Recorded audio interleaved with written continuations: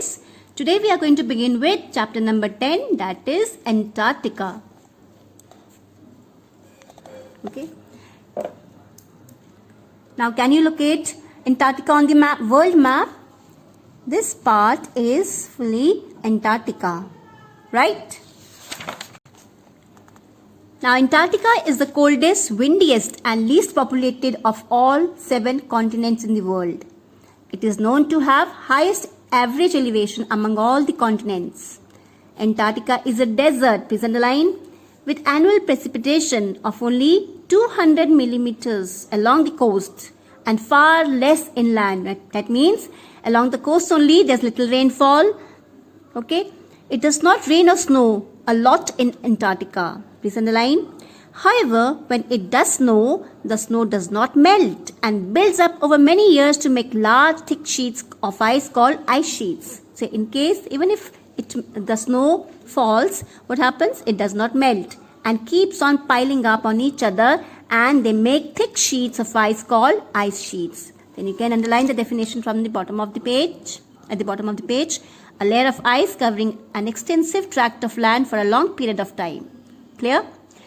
Then Antarctica is made up of lots of ice in the form of glaciers, ice shelves and icebergs. Underline the word ice shelves and come to the definition.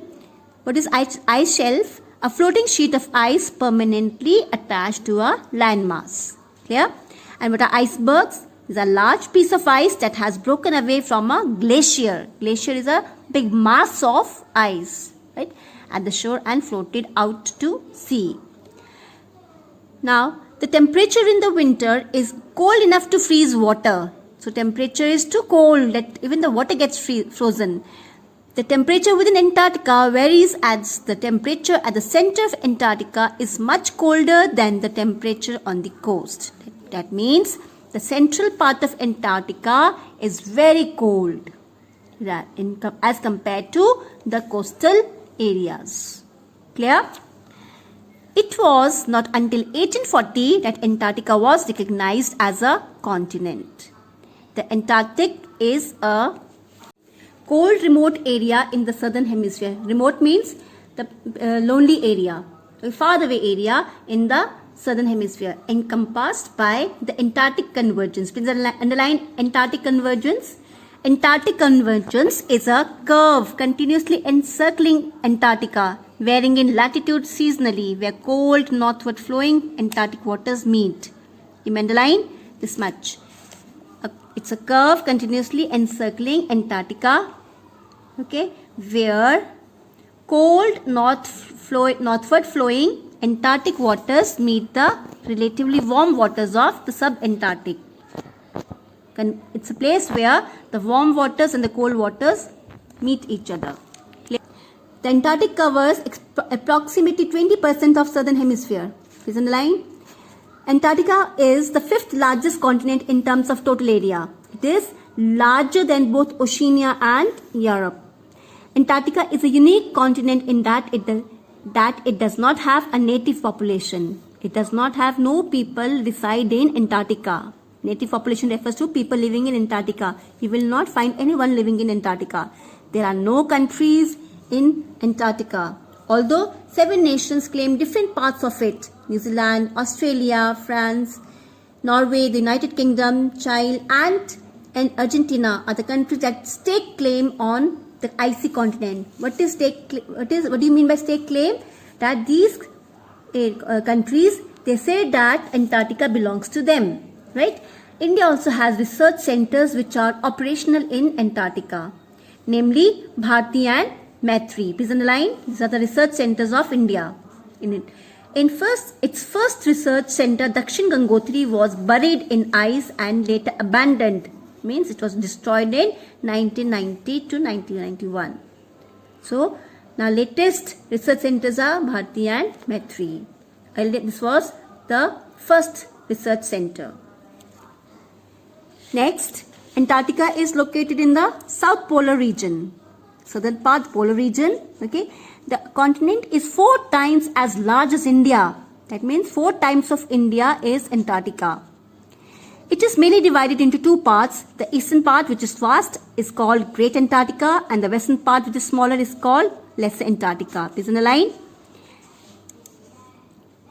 Weddell Sea Bay in the Atlantic and Ross Sea in the Pacific are important bays in this region. Please underline Weddell Sea Bay and in the Atlantic and Ross Sea in the Pacific. Places are also given. It's easy to trace it on the map, right? Now, extending beyond the Antarctic Circle, the Antarctic Peninsula reaches close to the Cape Horn of South America. The Southern Ocean surrounds the Antarctic continent. So, you'll find Southern Ocean over here. So, here that is what surrounds the water body that surrounds the Antarctic continent. Now, children, what do you mean by bay? Bay is a, please write down there, narrow part of sea or of a large lake extending into land. So, it's a part of sea or a lake that extends into land. That is called bay, as you must have heard of Bay of Bengal, right? Extending beyond the Antarctic Circle, the Antarctic Peninsula reaches close to the Cape Horn or Cape Horn of South America. The Southern Ocean surrounds the Antarctic. I've already read. Now let's read out the discovery of Antarctica. Now in 1773, Captain James Cook got within 241.4 kilometers of the coast but was held back by the pack ice. Okay. In 1819, the Nathaniel Palmer travelled all the way around Antarctica. It wasn't until 1841 that James Clark Ross, please underline, James Clark Ross discovered Mount Erebus, a mildly active volcano. Mount Erebus looms over American base McMurdo Sound. Now this is a name of American Base Center, Research Center. Okay, please underline. McMurdo Sound is the name of Research Center of America.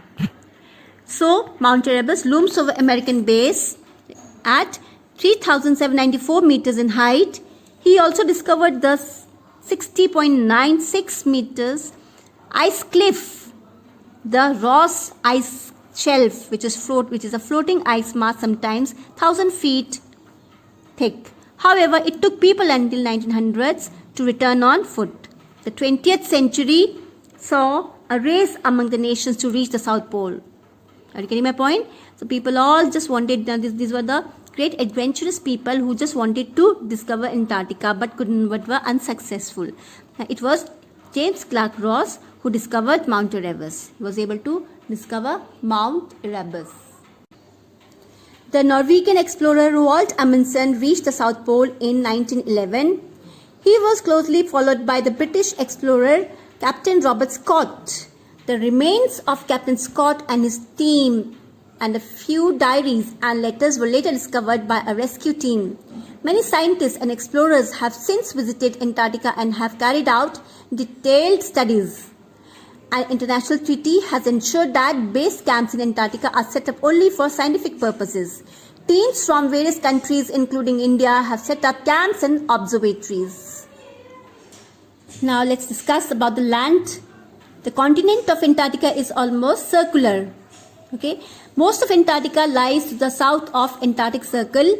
The Antarctic Peninsula, the only area that lies to the north of the circle, is a narrow strip of land close to Cape Horn of South America. Please underline this part.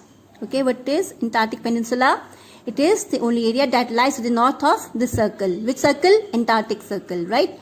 And it's a narrow strip of land close to Cape Horn of South America. The southern parts of Indian Ocean, the Pacific Ocean and the Atlantic Ocean surround this continent. Now there are a number of rivers and lakes in Antarctica. The longest river being the Onyx. Please underline the word Onyx. It's the longest river in Antarctica. The largest lake was Vostok. Please underline. The largest lake is Vostok, is one of the largest subglacial lakes in the world. Most of the land in Antarctica has a thick ice sheet cover of about 2,000 meters thickness. The lesser and greater Antarctica are divided by trans-Antarctic mountains. Please underline. The lesser and greater Antarctica are divided by trans-Antarctic mountains. The portion west of the Weddell Sea and the east of the Ross Sea is called West Antarctica, and the remainder East Antarctica, because they roughly correspond to the western and eastern hemispheres relative to the Greenwich Mean Time. So this part a part lies in the portion of Weddell Sea lies in the west and east of Ross Sea. The portion west of Weddell Sea and east of Ross Sea. Just underline and make it and just relate it to the map. Okay, only then you can understand this. What is Greenwich Meridian? Now Greenwich Meridian is a prime meridian. It's a main meridian which passes through Royal Observatory at Greenwich in London. And now it was adopted internationally as the zero of longitude in 1884. Okay, it is zero of longitude. It's also called zero of longitude. Ross Sea has an active volcano named Mount Erebus on its shore. In 1908, the largest glacier in the world was discovered and named Beardmore Glacier. Please underline. This is the largest glacier in the world. Please keep underlining the important points. Right? Its name is Beardmore Glacier. The white permanent ice cover on the continent has given it the name of the White Continent. Please underline. Then Antarctica has two seasons, summer and winter. Earth is tilted in space and direction of tilt never changes. During summer, Antarctica is on the side of Earth tilted towards the sun. That means Antarctica is tilted towards the sun. It is always sunny. So in winter, Antarctica is on the side of the Earth tilted away from the sun. Then the continent is always dark. So East Antarctica is colder than its western counterpart because of higher elevation. Because Eastern Antarctica is colder. Please underline this. Because it is higher. It has a great height. It's higher than Western Antarctica.